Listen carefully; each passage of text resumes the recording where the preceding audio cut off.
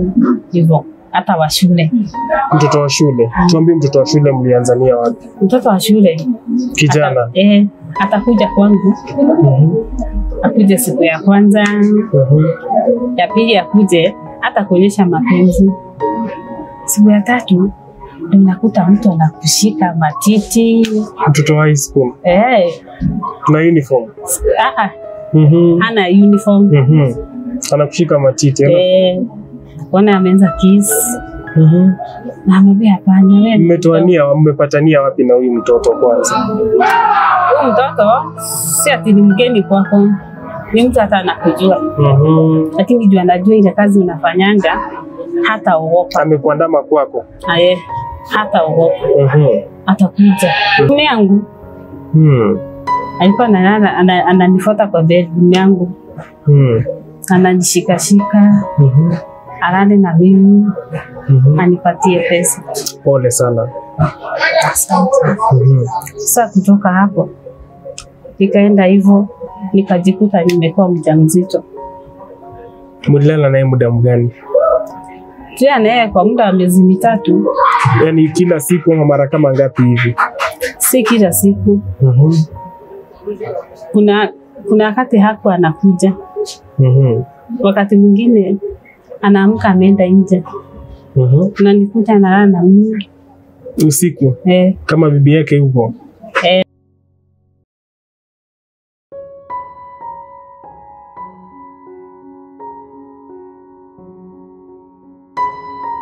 Karibu sana kwenye show. Ningependa tuanze story yako. Hii ni Bob Shakwila Show. Wewe unaitwa nani? Mimi naitwa Lucy. Story yangu ilianza wakati mama aliaga. Akatuacha kwa mama shemeji. Wakati alikuwa baba alikuwa ama hukuwa na baba? Mimi sikuwa na baba. Mama yangu hapo ameoleka. Kwa hivyo watu walituchukua, tulichukuliwa na aunti zangu. Aunti zangu wakati tukakaa na wao. Sister za mama. Tukapitia changamoto. Mimi kama ule mtoto mkubwa ndio nilikuwa natumika sana. Ulikuwa first born? Nilikuwa first born. Hapa mama ameaga na ameacha mtoto wa miezi 5. Mimi niliacha shule ndio nikae na huyu mtoto. Nikakaa na yeye, sikuenda shule tena. Sikuwa na nafasi tena ya kurudi shuleni. Sasa kazi yangu ilikuwa vibarua. Miaka ngapi? Hapa pale. Ulikuwa na miaka ngapi kufanya vibarua? Nilikuwa na miaka 9. Vibarua kama gani? Nilikuwa kubeba kuni. Unabeba tu kuni za kupika kwa kichwa? Sana nilikuwa nabeba kuni. Kuna hizi kuni zinatumikaga kwa factory. Kuni gani hizo? Kuni za kuchoma majani. Sasa hiyo kuni unabeba, kuna ile kipimo umepimiwa. Ukijaza hiyo kipimo unalipa 300. Hii 300 hata nikilipwa hakuna mahali nilikuwa naruzana na pesa. Aunti yangu ndiye alikuwa anapokea hiyo pesa. Sasa nikaenda wakati nitakuwa mkubwa nimeweza kumea tunyonyo. Akaanza kuniletea wanaume. Shangazi. Hiyo umeanza kubalehe, mbedodo zinakuwa. Sasa ananiletea wanaume. Aliniletea 3. Wa kwanza. Sasa hapo niko na kitu miaka 12 hapo. Wa kwanza shangazi akaniita akanieleza kuja uende na huyu kuna vitu atakupatia. Mimi nikaenda naye. Wanaume. Hii ilikuwa mara ya kwanza. Mimi nikamfuata nyuma. Aende anipatie nini? Vitu ambazo nimetumwa. Wakati tulienda na yeye akaniambia, wakati tulikaribia kufika kwa duka, akaniambia hizo vitu ziko kwangu. Nikamuuliza kwako, akaniambia twende nikupatie ukibizie mama. Mimi nikaenda. Akaniambia, wakati tulifika kwake nikamwambia kaa hapa.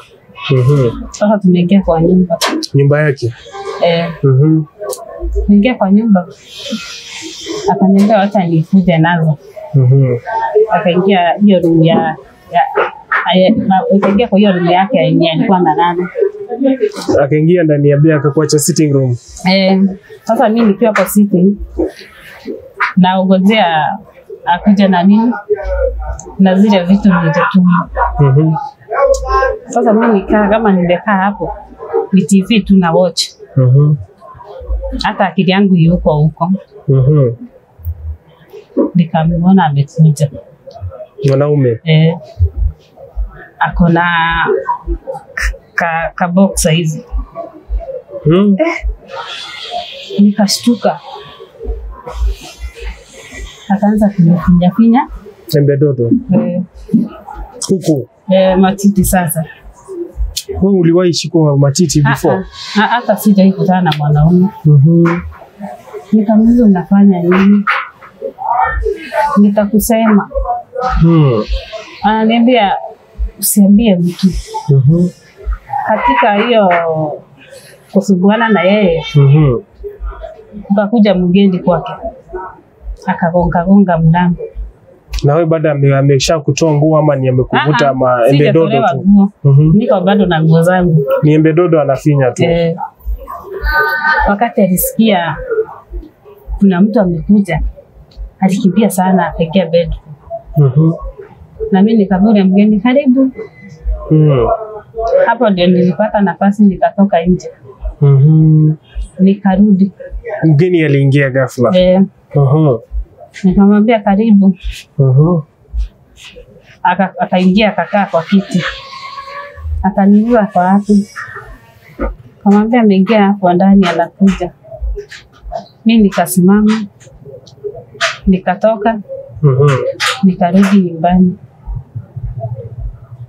Wakati nirudi nyumbani. Nikauliza wapi zile vitu nilikutoa. Shangazi? Shangazi sasa. Nikamwambia haja nipatia. Alinichapa sana. Sana. Hata ulikuwa unajua nini ilikuwa kupatia? Niliambiwa tu vitu. Hukujua ni vitu gani? Sikuelezwa. Niliambiwa tu kuna vitu, sikuambiwa nini. Mimi nikatoka. Yaani sasa nimechapwa. Nikatoka. Nikateremka huko chini. Kwetu kuna shamba za majani. Zimeinama. Nikaenda kulilia na huko chini. Nikarudi jioni kabisa. Nikauliza ulikuwa wapi? Nikamwambia nilikuwa kutafutia ng'ombe majani. Sasa hiyo nitapanda nikiwa na majani kidogo.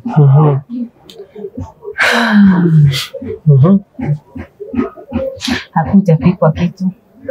Hawajapika chochote? Hakuna. Na hata kama walipika, hawako wananibakishia. Naam.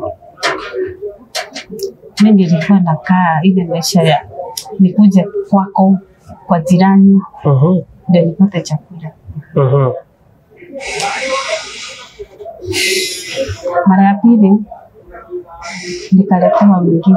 Mwanaume wa pili sasa? Mwanaume wa pili. Huyu mwanaume wa pili. Sauti? Huyu mwanaume wa pili alifanikiwa. Wakati tulienda bado niliambiwa tu ile enda na huyu akupatie boga. Kuja tupike. Mimi nikafuata ule tukaenda kutoka boga nikuja kupikia watoto. Lakini kabla tufike kwake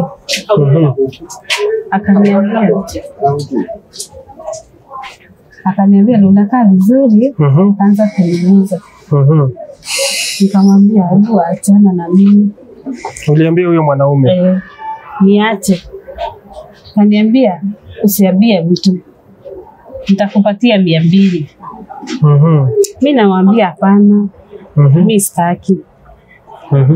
Ananiambia kuja tu. Mwanaume sasa anakuita. Na wewe bado ni mtoto. Bado ni mtoto. Hiyo alifanya. Sasa hizo mlikuwa wapi? Tumeenda na tukafika sasa kwake. Lakini wakati hatujaenda kwa shamba, tulikuwa tu hapo nje. Niliona amenishika mkono. Akaniingiza kwa nyumba. Kuniingiza kwa nyumba, akaanza kunishika matiti tena kama ule wa kwanza. Avocado sasa kufinya. Ndio hizo sasa. Anazishika. Zilikuwa zimekuwa kweli? Tulikuwa tudogo. Tumechomoka. Ndio anazifinya. Nikamwambia unaniumiza. Ndio sikuumizi. Acha kushout. Tulia. Nikamwambia mimi situlia. Kaniambia nitakupatia 200. Mimi sitaki pesa yako. Mimi nimetuma boga. Nimetuma boga na mama. Wewe nipatie boga uende. Niende. Sasa unaona sasa aliniingiza kwa nyumba. Yeye tukiongea tu hapo tukisumbuana. Kakijana kakakuja. Anko. Unaona itabidi kwanza aache. Wakati mtoto anamueleza vile ametumwa. Mimi nikasimama hapo nje.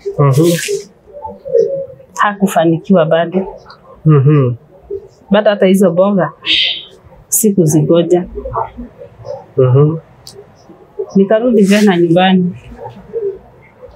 Nikauliza auntie, wewe ni boga kweli ulinituma? Ile mara nyingine hukumuuliza, alikuchapa tu. Sasa hii nitaongea. Hii ni boga kweli ulikuwa umenituma? Akaniuliza kwa nini? Mimi nikamueleza. Akaniambia mimi ni muongo. Bado nitachapwa tu. Mimi ilifika mahali my friend nikachukia kuzaliwa. Nikachukia kuzaliwa. Nini kilifanyika? Alikuchapa tena hiyo siku? Vita. Ulimwambia kilichofanyika? Akasemaje? Akasema ni uongo. Vita tena ikaanza. Mimi siku hata nacheza. Siku anacheza. Agenikuta nikicheza. Hiyo ni vita. Anikuta tu nimekalia kiti hivi nimepumzika. Alikuwa anakuja ananimwagia maji. My friend. Nikakuwa ngumu sana. Alikuza kwa wanaume wengine wenye pengine walifaulu? Hakuna, yani hakuna. Mimi ni kama tu Mungu, acha niseme. Kila mara ilikuwa ifanyike, haiko inafanyika. Ilikuwa inakuja tu kwa sababu inakosa kufanyika. Wakati nilifika 15 years, mimi nikaona imekuwa too much. Nikatafuta kazi. Sasa nitatafuta kazi ya maid. Ulitafutaje na umekuwa kwa shangazi? Niko kwa shangazi. Unaongea na jirani. Ambaye anaona unateseka sana. Anakuuliza ukipata kazi unaweza fanya? Unajua hiyo wakati wanatakaga wasichana wadogo wa nyumba. Nikamwambia yeye. Kaniambia kuna dada yake. Anataka mfanyakazi.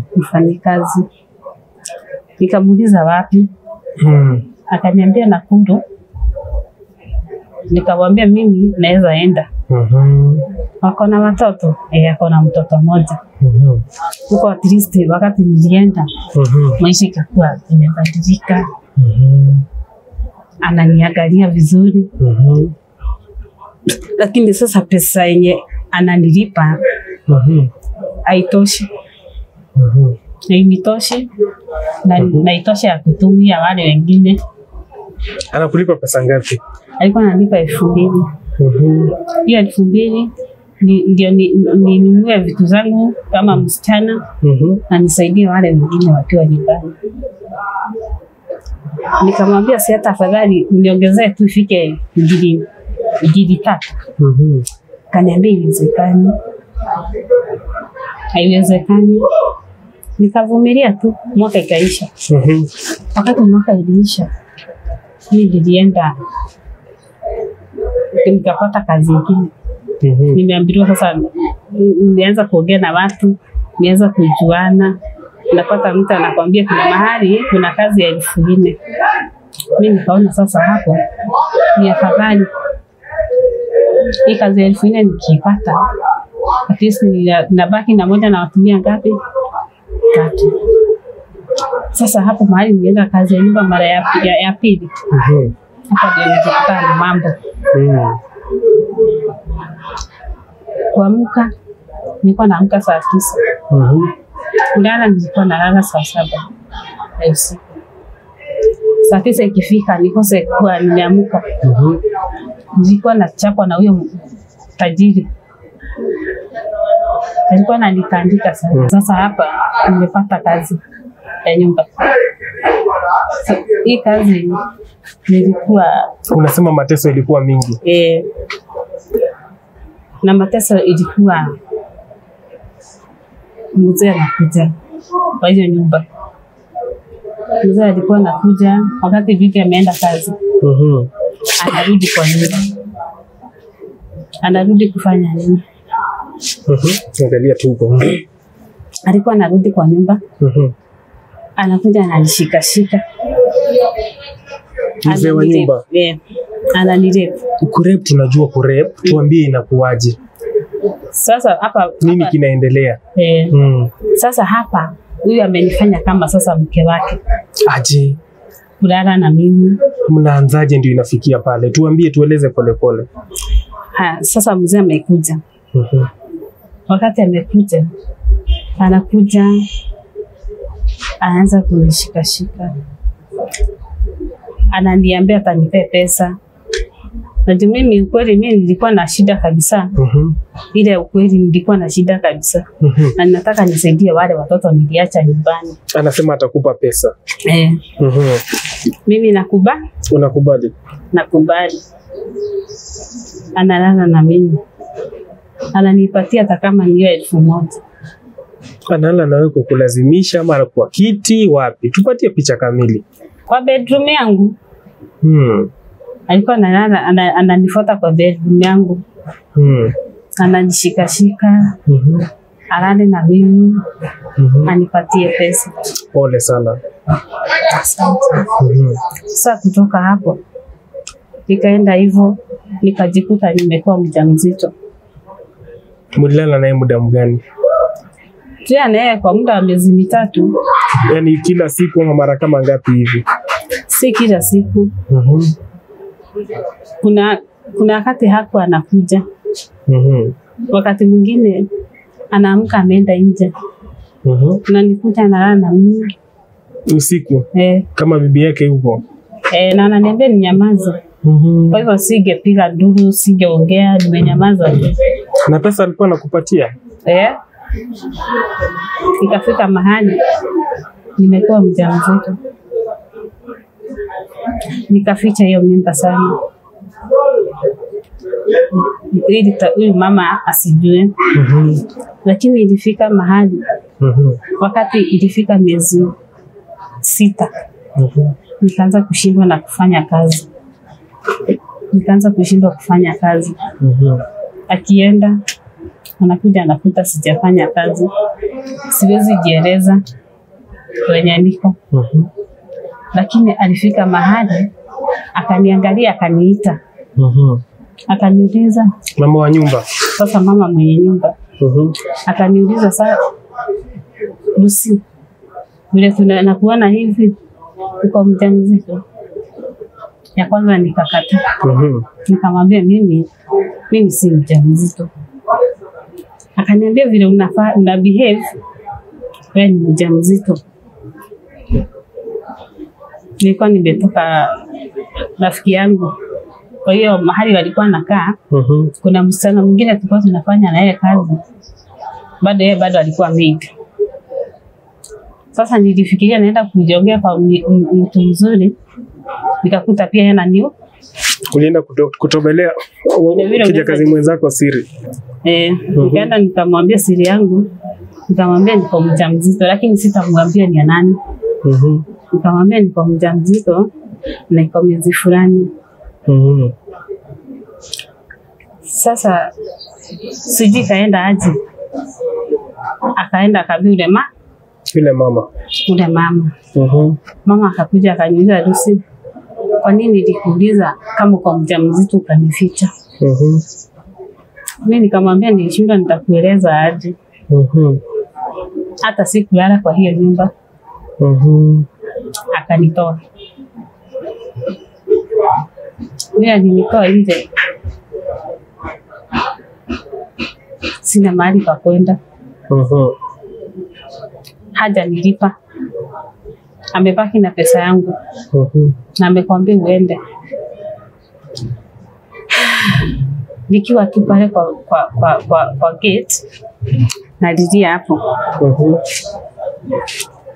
Pakakuja mtu ambaye simjui. Akaniuliza kuna shida. Nikamwambia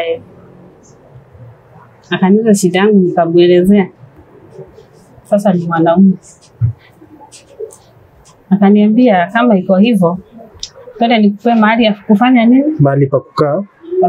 Sasa hizi boss amesha kufukuza. Sasa mwanaume ameniambia atanipe mahali pa kukaa. Na ni ukweli nikaenda. Nikakaa kwake kama mke wake. Sasa hapa sina otherwise. Itabidi tu sasa nimekubali. Nikae kwake. Nikakaa kwake, alikuwa ananitreat vizuri mpaka wakati nilijifungua.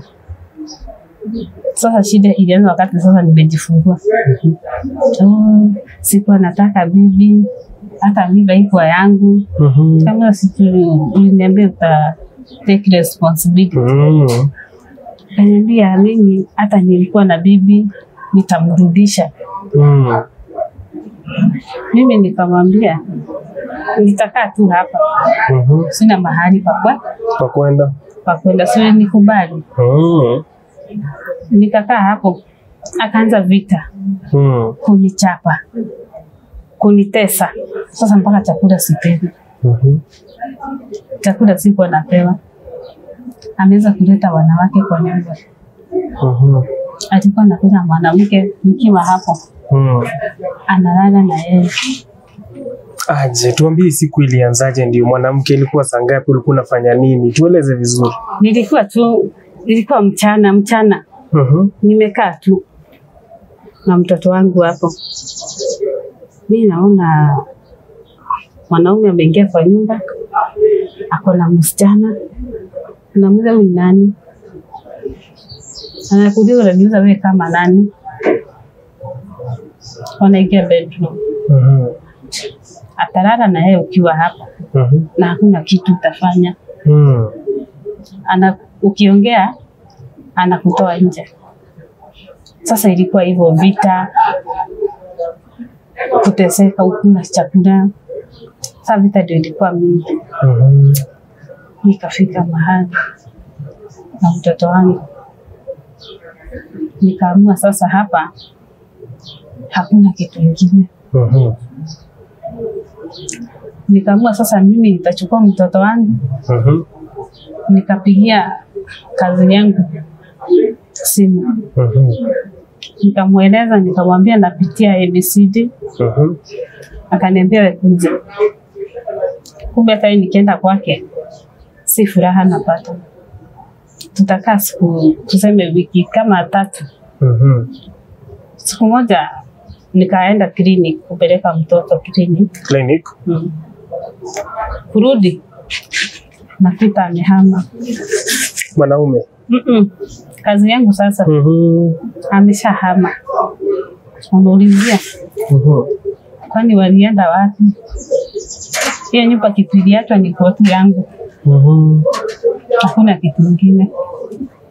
Nguo zangu tu na za mtoto. Nikaambiwa kuna mahali hawajulikani walikoenda. Mimi nikakaa hapo nikashikwa na stress. Nikalia sana. Sana. Mtoto wangu sasa niko na mtoto wangu hapo na wameenda. Sina hata sufuria kupikia huyu mtoto. Sina hata karai ya kuushia huyu mtoto. Niguo tu. Nikakaa tu niko stranded. Siwezi rudi kule. Niko hapa. Nikiwa tu hapo. Nikajiuliza nitaenda wapi. Nikapigia mali nikapigia rafiki yangu mwingine simu. Nikamwambia naweza kuja kutembea kwako. Kaniambia kuja. Nikaenda. Mimi nikamwambia iko hivi na hivi. Akaniambia karibu. Na ujisikie nyumbani. Mimi nikakaa. Mtoto akigojeka wananipea pesa wanampeleka hospitali.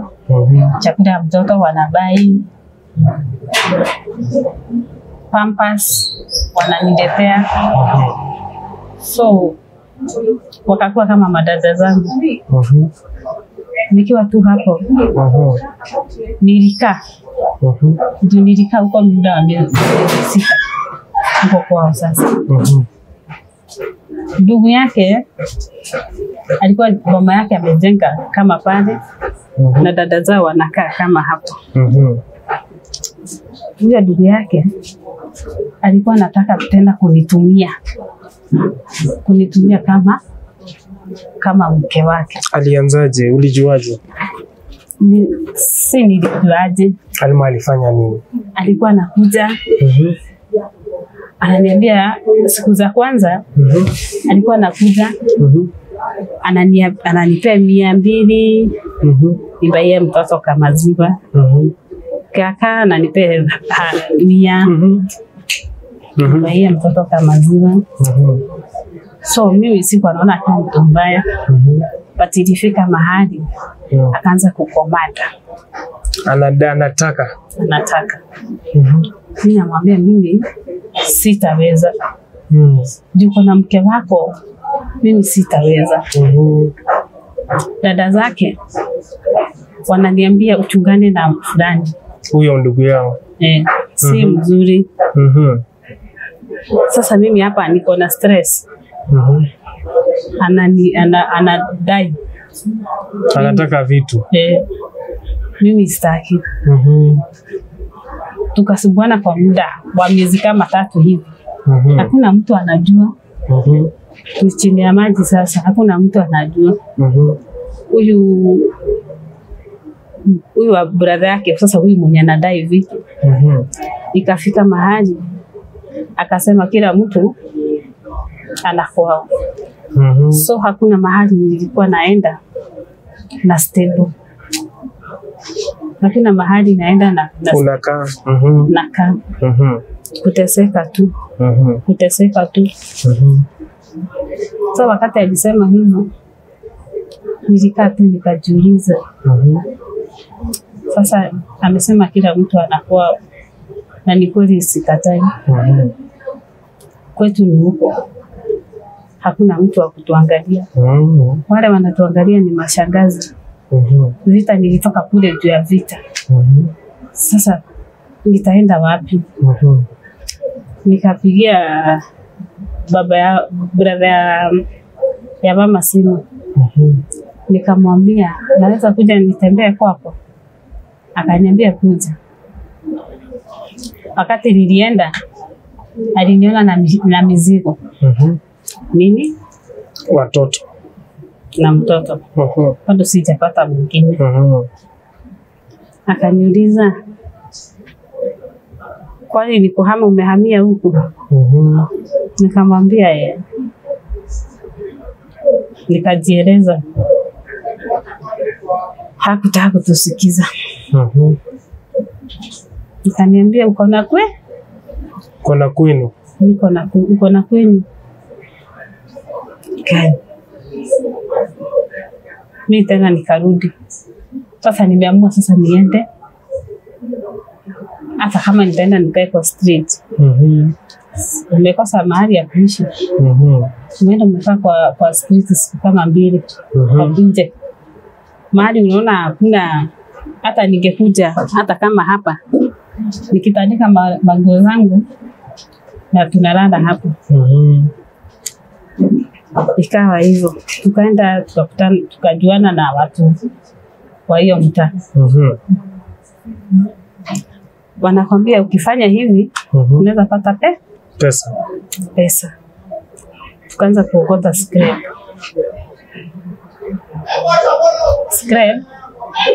Unaenda hata una mahali hata ya kuishi. Kwa hivyo ukipata hata ile pesa, maybe utapata hata kama ni 100, baia mtoto maziwa ama kakeki hivi. Mtoto akuje.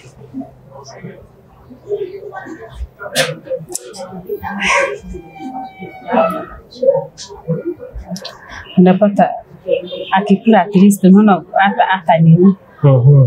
Bado mimi niko na simu. Hii simu yangu bado naishi. Najaribu kupigia watu. Kuuliza naweza pata kazi. Naweza pata kazi. Unasikia mtu amekwambia ngoja nikisikia nitakufanya nini? Nitakwambia. Siku moja nikapigiwa na rafiki yangu. Akaniambia kuna kazi mahali fulani utaweza. Sasa tena nimerudi kazi ya nyumba na mtoto. Walikubali na mtoto? Wakati naenda aliniona kwanza akashangaa. Kwani sasa ungeoga kidogo? Namwambia sitaki kumwambia penye nimetoka. Namwambia mimi hata pesa kununua sabuni ama ya kufulia mtoto manguo nimeteseka, nimefika leo sina. Anakutolea maji. Kwanza hata utaingia kwa nyumba uoge kwanza. Nikubali? Walinikubali, wakanishika vizuri. Sasa tena hapo nilifanya kazi kwa muda wa mwezi mmoja. Akaniambia unaweza sasa kwa mwaka nyumba ukujage kibarua. Mimi kibarua nilikuwa naenda nafua nguo, ananilipa 200. Hii 200 ndio niende nijue tutakula aje. Ulikuwa unaenda ile ya kuenda na kurudi? Sasa nimefanya mwezi mmoja, nimelipwa, nilipata rent. Nimeanzia sasa hapo. Akanipea mattress na blanket. Maisha sasa imeanza hapo fresh. Nikiwa pale natoka sasa hapo naenda kwa kibarua. Ananipa 200. 200. Sasa hii 200 kafika mahali nikaona hainisaidii. Hata kama inanisaidia ni kulipa tu nyumba. Kweli. Kukula sina kitu ya kukula. Sasa tena hapo nikaanza kujiuza. Kujiuza wapi tena? Kimwili. Hiyo ndio ilikuwa mara yako ya kwanza. Kumbuka ukienda ulikuwa unauzwa haikufaulu na shangazi. Sasa hapa kujiuza ilikuwaje? Nimeamua sasa. Nimeamua sasa hii ni mtoto. Nimeshindwa na kusipati ile kweli upati mahitaji tosha. Sasa ukaingia field ya ukiritimba ama kujiuza. Tuambie siku ya kwanza ilikuwaje? Siku ya kwanza nilienda na mwanaume. Akanilipa. Akanilipa pia 200. Ndio unafanya mpaka saa hizi? Mpaka saa hii. Katika hiyo harakati ya kujiuza nilipata tena mimba. Na pengine utuambie kujiuza kwa sababu ndio unafanya saa hizi. Changamoto umepitia kama nini, umepitia zenye the worst experiences zenye umepitia kwa hiyo field, tuambie kama umejiuza kwa muda mgani sasa hivi? Kwa muda wa miaka 5. Miaka 5 inamaanisha kuna mapito, si ndio? Yenye unaweza dokezea msichana pale nje asitake kujiunga na wewe tena, si ndio? Kwa sababu na ina imani ya kwamba hata unapigana utoke kwa hiyo hiyo nyanja, si ndio? Tuambie pengine haya mambo ambayo umepitia mazito. Mazito ni ya kwamba utaenda na mtu. Tuambie siku nini ilifanyika, tudokeze siku na siku. Siku ya kwanza nitalipa 200. Na nitanunua unga nipike. Nataka matukio yenye yalifanyika mabaya. Sasa hapo ya kujiuza nilipata mimba. Mimba Ya pili. Mtoto wa pili. Nikiwa tu kwa hiyo kujiuza. Nikaambia huyo mwenye mimba niko na mimba yake. Ulimjua kweli kwa sababu umeuzia watu wengi. Sasa ni kwanza naanza. Unatafuta baba mtoto. Sijazoea. Ulijuaje yani huyu ni baba mtoto? Kwani ulikuwa unauzaje? Nilikuwa nauza kama ukuje. Uko kwako lakini mtu anakuja. Kwangu. Sasa utakuja kwangu. Mimi nitajuaje unauza asali? Si tutaongea. Tunaongelea huko nje. Na kuleta kwangu. Siku ya kwanza nikasikia niko na mimba. Lakini nikuja kumweleza akaniambia mimi si yangu. Mimi tulikuwa tumekubaliana. Na hata ulikuwa umeuzia watu wengi. Otherwise nikubali tu. Unaendelea tu na kujiuza. Sometimes nakutanga kuna ma infections za huku chini. Pengine tukio moja wewe na mwanaume lenye lilifanya ukasikia vibaya, mwanaume alikufanyia nini? Alikuja, tumekubaliana, akakataa kulipa. Kuna kukataa kulipa, nini nyingine? Unakataa kulipa. Umesema ulipata mimba, infections, kukataa kulipa. Tukio gani lingine? Wacha tu niseme ni kama hizo.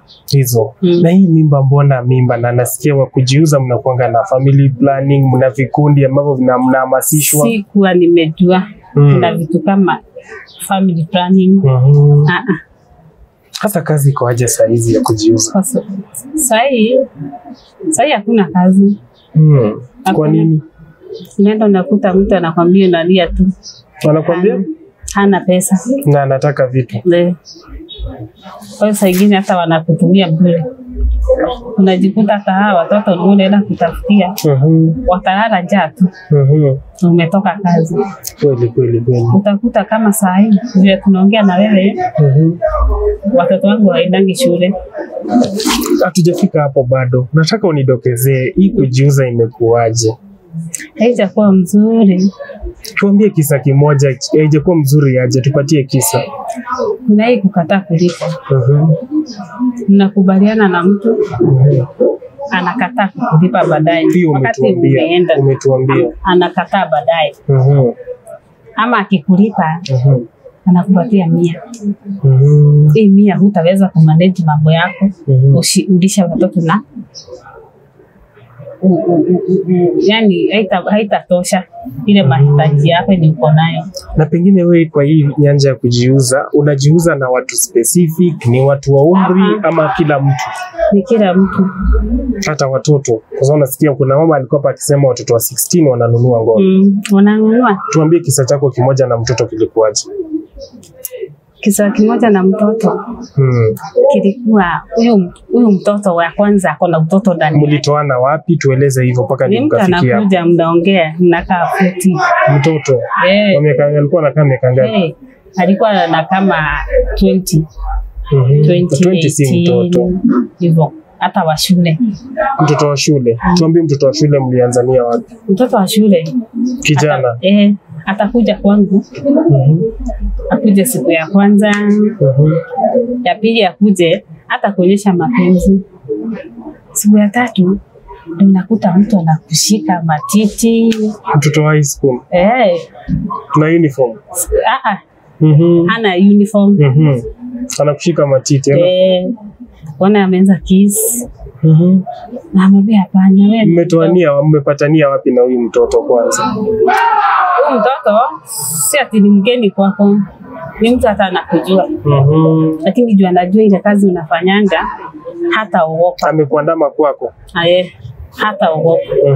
Atakuja. Anze kupapasa. Namwambia wewe, unajua kuna staki makesi. Anasikia anakwambia mimi si mtoto. Mimi si mtoto. Katika harakati hata wanaume wanakuwa na nguvu kuliko. Ni mtoto lakini ana nguvu. Yeah. Hapo unasikia akikwambia nitakupea 200. Na ukweli wewe ukijangalia una chochote, una unga. Amepewa na mzazi 200. Analetea mzazi mwingine. Sasa wewe ukijangalia unaona ukweli hapa kuna 200. Unaenda kulala njaa. Unajikuta tu umepeana. Hivi mwanafunzi anakukunja. Ikoje mwanafunzi mdogo ama ni miti bora inatembea? Amekuja na akakwambia hapa niko na mapato. Utakosaje? Na wewe huku wa nje wa umri wanasema ni 100 hawana pesa. Hivi muuzi wanafunzi kama wangapi? Tuseme ni mmoja tu. Na si ati nilikuwa nataka. Ni mpesa na tunaelewa ni situation. Na niliomba Mungu sana nisijikuta tena na mtoto mwingine mwanafunzi. Lakini unasema umeuzia wale watoto pia wa umri wenye si wanafunzi. Watoto wakoje kwa hii field wakikuja wanawaheshimu ukilinganisha watoto na wazee? So huyu mtoto akuji pia juu anakuja tu yeye maliza aende. Kwa hiyo mtakuta naenda huko na akose kukusalimia. Lakini mtu mzee anakusalimia na kujua. Sasa unaona huyu mzee na mtoto huwezi walinganisha. Bado huyu ni mtoto. Ule mzee atakuja na kwambia nitarudi ama nitakutumia. Unaona? By the time utagojea hakuna kitu atakuwekea. Mtu anakwambia bado nitakuwekea. Inakuanga hivyo. Inakuanga ngumu hivyo. Lakini mwanafunzi anachangamkia mali. Kabisa. Anakonga. Sasa si mambo ya kucheka, lakini kwa hii nyanja tunaambiwa kuna pesa. Ni ukweli? Kuna pesa? Hakuna. Mtu alikuwa anasema kuna pesa hapo mzuri kushinda vibarua vya kufua. Hakuna. Asikudanganye. Hakuna.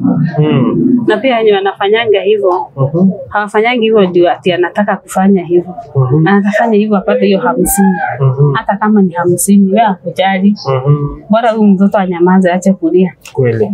Wewe hizi niambia saa hizi bado unajiuza na una savings. Na hii ni Nairobi. Wewe ukiuzia Nairobi na mule mwenye anauzia Kuisero, Shinyalu kuna tofauti.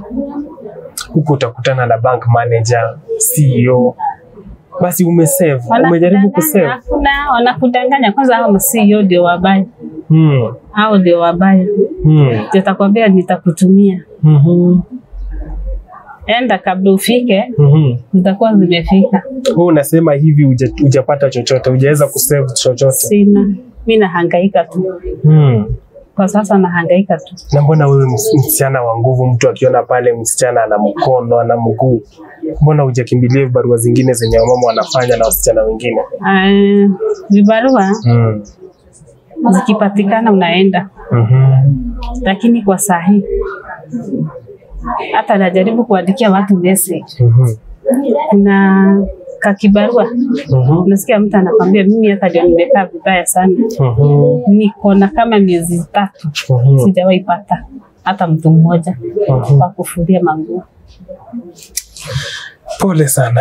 Sasa wewe mwenyewe uko na mpango mgani in case leo mtu amesikia story yako pale avunjike na wewe akuhurumie, akutumie pesa? Utafanyia nini? Mimi naomba tu kama kuna mtu anaweza nisaidia. Wako atakusaidia. Uko na mpango mgani sasa? Nianzishe tu biashara kadogo. Kama gani?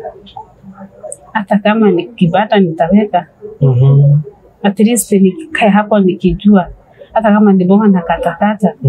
By the end of the day, niko 100% nitatoa unga wapi? Pale. Basi mimi nina ujumbe kwako. Good news. Yes. Kwa kwamba Mungu bado anakupenda. Yesu anakupenda. Haijalishi umepitia mangapi, haijalishi umefika kwa ukuta aina gani. Ndio sababu leo umekuja hapa, Mungu amekushika mkono ukuje uongeleshe watu, si ndio? Na watu pia Mungu ndiye amewaleta kwa screen leo wakuje waone story yako. Na watasimama na wewe. Unasikia? Usijione tena wewe umejiexpose, wewe ni dhaifu. Wacha hii story ikuwe kubadilisha nini? Maisha yako. Si Mungu anaishi? Hata wewe utaishi milele, si ndio? Shetani atawacha kutumia kwa sababu umekiri na mdomo wako umechoka na hika. Na ungependa sana ufungue biashara. Ningependa nikirudi nipate msichana alioga, nywele imeundwa, si ndio? Na tutafurahi sote. Mtu akitaka kusaidia atakupata kwa nambari gani ya simu? 07 46 871 269. Majina ni Lucy Wanjiru Dhuku. Lucy Wanjiru Dhuku. Mungu anakupenda sana. Hata sisi Bob Shakwila na timu yetu tunakupenda sana. Tunataka tukirudi tupate maisha yamebadilika, si ndio? Ndio. Story yako itakuwa funzo kwa wazazi wenye wako na wanafunzi, vijana mnaopatia excess pocket money. Hamjui pocket money inafanya nini. Kumbe pocket money vijana wanakuja kununua ngono. So umesikia hata wazee wana hustle, ni makondakta, ni madriver. They can't afford that handicap. Lakini mwanafunzi yako na 200 analetea kweli. It happens. Asante sana kwa story yako na imekuwa kifungua macho. To my esteemed viewers, continue watching and subscribing and even joining the channel to see their success stories. Join pale chini, tuma kitu, tuma support. Let's support our girl. Tukirudi tupate yako sawa. Thank you so much. God bless you and God bless you my viewers for staying with us up to this moment. Bye bye. God bless you.